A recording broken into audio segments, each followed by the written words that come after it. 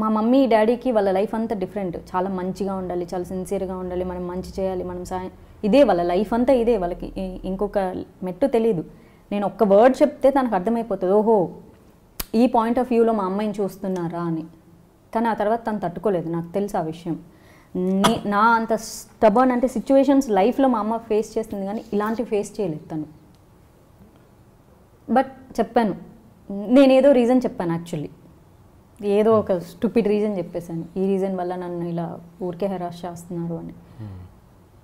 ఓహో ఈ రూట్లో ట్రై చేశారా, అది కూడా వాంటెడ్గా వచ్చిన call, I know it after my message. అప్పుడు కూడా నేను ఐమ్ ఎవ్రీథింగ్ ఫైన్, నాకేం అవసరం లేదు, థ్యాంక్స్ అని ఫోన్ పెట్టేశా. మళ్ళీ నెక్స్ట్ డే నుంచి స్టార్ట్. ఆ నెక్స్ట్ డే నా అసిస్టెంట్ ఏడ్చుకుంటూ వచ్చాడు. ఏమైంది అంటే, నా వల్ల కాదు మేడం, నేను వెళ్ళిపోతాను, ఇన్ని తిట్లు నేను భరించలేను, నేను ఏ తప్పు చేయకపోయినా తిడుతున్నారు, నేను ఏ డ్రెస్ వేసుకొచ్చినా తిడుతున్నారు, నా తిండి ఇంకా బాధ కలిగిస్తుంది, నేను ఏం తింటున్నానో కూడా నా బాక్స్ చెక్ చేసేవాళ్ళు. నా అసిస్టెంట్ రోజు మొహం ఇలా పెట్టుకొని వచ్చేవాడు, బాక్స్ పట్టుకొని. ఎందుకు నవ్వుతూ పెట్టడం చేత కాదా నీకు అనేదాన్ని. కాదు మేడం, బాక్స్ చెక్ చేసి పంపిస్తున్నారు నన్ను, ఏం తింటున్నాను, అందులో కీరాలు క్యారెట్లు తప్ప ఏమీ ఉండేవి కాదు. ఏం పెడుతున్నారు మీ మేడంకి, రోజు రోజుకి లావ్ అయిపోతుంది. నేను చేసిన ఆ షూటింగ్లో నేను 4 కేజీలు తగ్గాను. కానీ నా తిండి మీద కూడా అబ్జర్వేషన్స్, ఏం తింటుంది, తినకూడదని కాదు, ఆ ప్రొడక్షన్ పెట్టదని కాదు, ప్రొడక్షన్ చాలా మంచి ఫుడ్ పెడుతుంది, కానీ ఇది ఒక కైండ్ ఆఫ్ సాడిజం. అంటే నన్ను అన్ని రకాలుగా హర్ట్ చేయాలన్నదే అక్కడ ఇంటెన్షన్. ఎన్ని హార్డ్షిప్స్ ఇస్తే at least once fall in to my place అనే ఒకటి. నేను మొండికి మొండిదాన్ని. నాకు అడుగడుగున ఆపుతుంటే నాలో ఇంకా పంతం పెరిగిపోయింది. ఎన్ని రోజులు ఆపుతారు, నన్ను ఎలాగో తీసేయలేరు సినిమా నుంచి, ఆప్షన్ లేదు, షూటింగ్ జరిగిపోతుంది, I have to be in the movie. ఆ పొగడు నేను ఆలోచించుకోలేదు, నా నెక్స్ట్ మూవీ ఏంటి, నా ఫ్యూచర్ ఏంటి, నా కెరీర్, ఇవన్నీ నాకు అప్పుడు ఎక్కలేదు నా కళ్ళకి. బోల్డ్ అని ఆశలతో వచ్చాను, పంతంకి మా ఇంట్లో ఛాలెంజ్ చేసినట్లే. నాకు ఏ సపోర్ట్ లేరు, ఏ గురువు లేరు, అసలు ఎవ్వరూ లేరు ఇండస్ట్రీలో. నాకు wrong roots, back doors, managers ఎవ్వరూ లేరు. నా అదృష్టంకి నేను అంత స్ట్రాంగ్గా అనుకున్నాను కాబట్టి అది వచ్చిందని నేను చెప్పొచ్చు. కానీ నాకు నిలబెట్టుకోవడం తెలియలేదు. చాలా అంటే సాంగ్ షూటింగ్లో చిన్న డ్రెస్ వేసుకోమన్నారు, నేను వేసుకోనని చెప్పాను. చిన్న డ్రెస్ వేసుకోకూడదని కాదు, నేను ఆల్రెడీ అందులో వేసేసుకొని ఉన్నాను, అంతకంటే చిన్న డ్రెస్సులు. ఎందుకు ఆ రోజు నేను వేసుకొని అన్నాను, అది ఆ రోజు తిట్టేశారు బాగా, ఏడ్చేశాను లొకేషన్లో. కొరియోగ్రాఫర్లు వచ్చి బతిన్లో ఆడుకొని, అలా కాదు మీరు వేసుకోండి, మీకు అన్కంఫర్ట్గా ఉంటే దాని కింద ఇంకొకటి వేసుకోండి, పిన్ చేసుకోండి, ఇలా వేసుకోండి, ఇలా పెట్టుకోండి. ఆ రోజు సాంగ్ అయిపోయి ఇంటికి వెళ్ళిపోయేటప్పుడు మా మమ్మీని పిలిచి, ఆ రోజు కూడా హీ ఎక్స్పెక్టెడ్ దట్ నేను సారీ చెప్తాను ఆయనకి అని. మమ్మీని పిలిచి, మమ్మీని ఏమన్నారో నాకు తెలీదు, మమ్మీ కళ్ళు తుడుచుకుంటూ వచ్చింది. ఏమైంది అంటే, ఏం లేదు పదా వెళ్దాం, ఇంటికి వెళ్దాము అనింది. ఏమైంది చెప్పు అంటే 2 లైన్లు చెప్పింది. మిగిలినవి మా మమ్మీతో ఏమన్నారో తెలియదు. ఆల్మోస్ట్ 15 minutes మాట్లాడారు. నాకు తెలుసు, వచ్చి చెప్పారు పిలుస్తున్నారు మిమ్మల్ని అని. నువ్వు అందంగా ఉండవంట, అసలు చాలా స్టూపిడ్గా ఉంటావంట, అయినా కూడా నిన్ను హీరోయిన్గా క్యాస్ట్ చేశారంట, అదొకటే చెప్పింది. అప్పుడు కూడా నాకు చాలా బాధ వేసింది. నాకు మనుషుల్ని ఇండస్ట్రీలో ఎలా మేనేజ్ చేయడమో కూడా చాలామంది నేర్పించారు, కానీ నాకు పంతం పెరిగింది. ఎందుకు నన్ను ఇంత హింసిస్తున్నారు, ఎందుకు అంత టార్చర్ పెడుతున్నారు.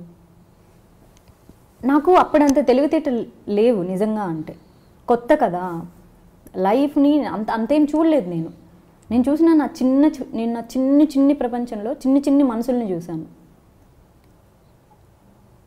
నాకు తర్వాత అనిపించింది, అంత టార్చర్ పెట్టడం ఎందుకు నన్ను ప్రతి నిమిషం. అంతగా ఇప్పుడు మనకు ఒకటి కావాలంటే అడుక్కుంటాము, ఉద్యోగిస్తాం, ఏదో చెప్తారు కదా, ఏంటది అడుక్కోవడం, దాన భేద ఏదో ఏదో ఉంటుంది కదా, బతిలో ఆడుకోవచ్చు, ఉద్యోగించి, ఇన్ని ఆప్షన్లు ఉన్నాయి. డైరెక్ట్ సాడిజం ఎందుకు? సినిమా రిలీజ్ అయ్యి సినిమా చూస్తున్నాను, నాకు అసలు హ్యాపీనెస్ లేదు. ఆ సాంగ్ సినిమాలో నా పాట వస్తుంటే అందరూ ఎంజాయ్ చేస్తున్నారు, నాకు లేదు ఆ ఎంజాయ్మెంట్. నేను ఈ షార్ట్ చేసేటప్పుడు నేను ఇలా ఏడ్చాను కదా, ఈ షార్ట్ జరిగేటప్పుడు నన్ను ఇలా అన్నారు కదా, ఈ కెమెరా యాంగిల్ పెట్టినప్పుడు దరిద్రంగా ఉంది ఫ్రేమ్లో, the stupid face I never seen in my life. ఇలా I know that I'm beautiful, I know that I'm cute అంటే ఏమనాలో తెలియక అన్నన్ని మాట్లాడుతుంటే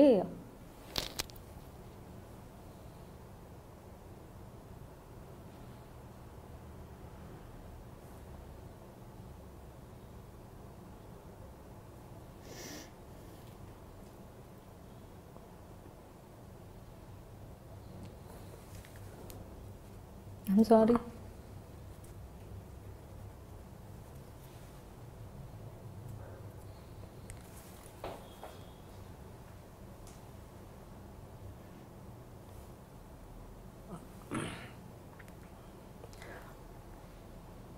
అంటే మమ్మీకి తెలియదన్నావు ఏంటి అంటే ఇలాంటి సిచ్యువేషన్ ఒకటి వస్తుంది, అమ్మాయిలంటే ఇలాంటి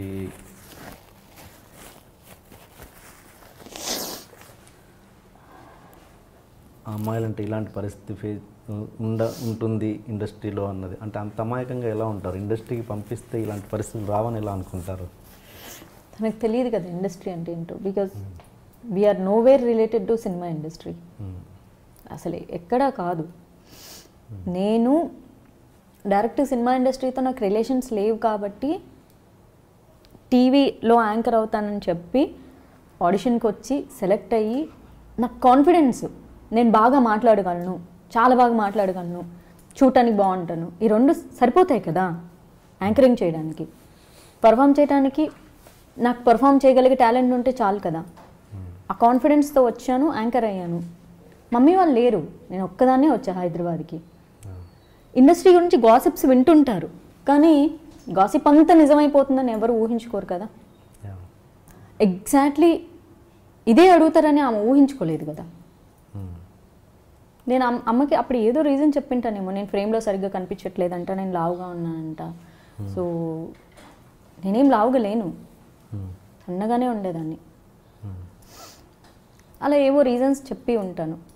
తర్వాత లేటర్ ఆన్ ఇండైరెక్ట్గా నేను చెప్పడం స్టార్ట్ చేసిన తర్వాత she understood what he might expected అని, షీ అండర్స్టూడ్ అని నేను అనుకుంటున్నాను. బికాజ్ నాకు మా మమ్మీతో అంత డీప్ ఇంటరాక్షన్ మాట్లాడేంత నాకు లేదు. She's like a normal Telugu mother. నేను అంత మాట్లాడలేను ఆమెతో. నేను అనేది ఏంటంటే మామూలు ఇంతకుముందు అన్న ఒక మాట ఏంటి, తను ఎందుకు ఒక మంచి ఫ్రెండ్ లాగా ఎందుకు ఉండలేవు అని అంటే అర్థం చేసుకోలేకపోయాను నేను. ఇప్పుడు నీ ఫ్రెండ్ అనే కదా అని అమాయకంగా అన్నావు. నువ్వు 1వ తరగతిలోనే 1 ఇయర్ బేబీలోనే ఒక మగవాడి టచ్ని అంత అర్థం చేసుకున్నదానివి, అన్నయ్యలు ముట్టుకుంటేనే ఇరిటేట్ అయ్యేదానివి, ఆ మాత్రం వాళ్ళ మీనింగ్ని అర్థం చేసుకోలేకపోయావా? టైం పట్టింది. అంటే నేను ఇప్పుడు నాకు క్లోజ్ ఫ్రెండ్ ఉంటారనుకోండి, నా ఫ్రెండు ఒక మాట అంటే నేను అందులో డబుల్ మీనింగ్ ఉందని నేను అనుకోను. ఎందుకంటే నేను పాజిటివ్గా చూస్తూ ఉంటాను కదా, అది నేను చెప్పేది. నెగిటివ్ ఎనర్జీ వచ్చినప్పుడు మనం నెగిటివ్గానే ఆలోచిస్తాం. మనం ఒక మనిషి మీద మనకు నెగిటివ్ ఇంపాక్ట్ ఉంటే ఆ వ్యక్తి రామా అన్నట్లే అనిపిస్తుంది మనకు. పాజిటివ్గా చూస్తున్నప్పుడు మనం వెంటనే అంత దూరం ఆలోచించలేము.